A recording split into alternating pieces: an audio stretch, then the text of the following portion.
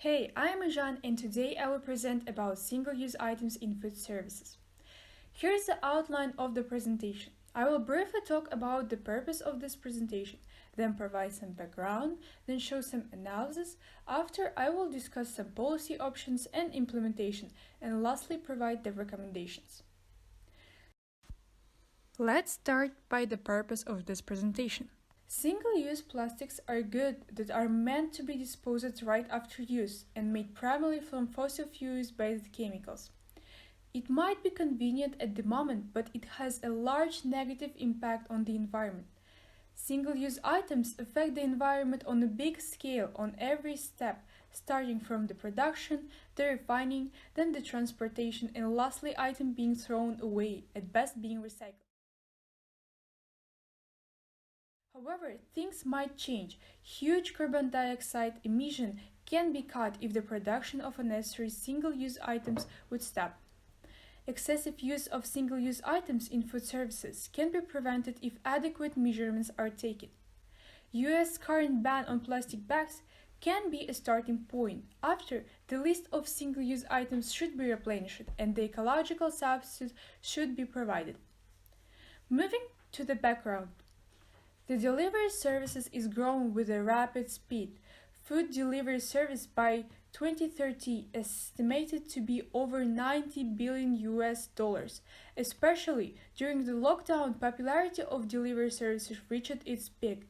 You do not need to spend energy on cooking, also cleaning, because the food from delivery services is usually brought in a single-use container. Depending on the type of the food, there is also some type of kit consisting of single-use plastic fork, a spoon, straw. In the bag, there is usually a napkin, sauces in the plastic containers. All of it is usually in a paper bag, and the paper bag is usually in a single-use plastic bag. Worldwide, 150 million single-use plastic is produced annually. Another problem is microplastic entering the soil and its deteriorative effect on the flora and fauna. Intact plastic items such as plastic bags and straws will choke, suffocate, starve, and drown wildlife. Marine animals such as turtles and dolphins can mistake these plastic items for food, blocking their intestinal system once ingested. These blockages will usually result in death for these animals. It is estimated that 100,000 marine animals, including whales, dolphins, seals, and sea lions, die each year from plastic pollution.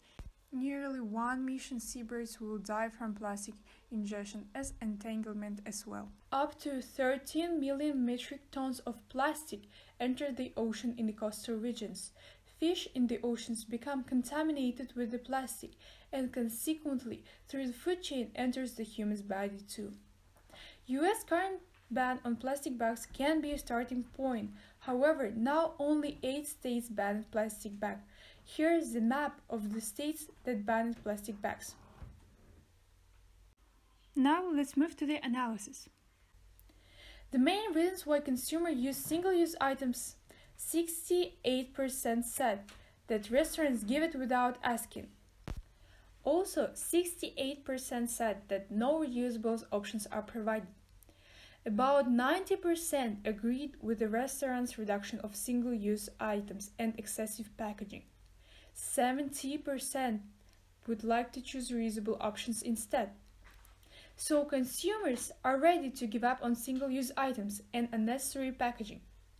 From economical perspective, a decrease in the number of single-use items would benefit businesses too, as the budget can be saved. Therefore, the government should take actions toward the regulations of single-use items, plastic, and excessive packaging. So, what are the policy options? I divided it into two parts. First is to regulate the production of single-use items, and the second is to provide reusable substitutes. Let's start by the first policy part. It is regulation of production of single-use items. Firstly, ban plastic bags in all states. Create a list of items that consumers are ready to give up, like plastic straws, and ban them. Impose fees to single-use items and sell them apart from food. So the implication would be Banning plastic bags would decrease the necessary double packaging, as most restaurants use plastic bags with paper bags. This would reduce carbon dioxide emission and marine land pollution. People would buy fewer single-use items, fewer items would be produced and reduce pressure on the environment. The second part states provide reusable substitutes.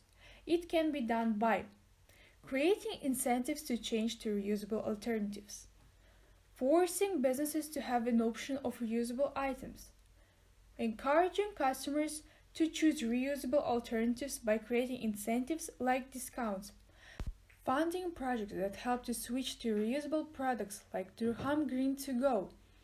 This video actually shows how Durham Green to Go worked. Restaurants sign a contract with the company and then customers can leave the container at any collecting points. The implication: reusable alternatives would decrease ecological footprint. Businesses can save and generate money as single-use items would be added only for an extra charge. Availability of ecologically friendly substitutes would decrease the need for single-use items. Less production would result in a better environment. Lastly, the recommendation. New policies regarding single-use items need to be implemented in the next year. It is a good timing as the current president supports environmental well-being. The legislation regarding single-use plastic bags should be implemented in all states and the list of banned single-use items replenished. The government needs to force businesses to provide reusable alternatives and impose fees on non-recyclable single-use items. Projects that help to shift to ecological alternatives should be supported, and encouragement of using reusable substitutes can be done through the marketing. So, thank you for watching this video till the end. I hope this was useful.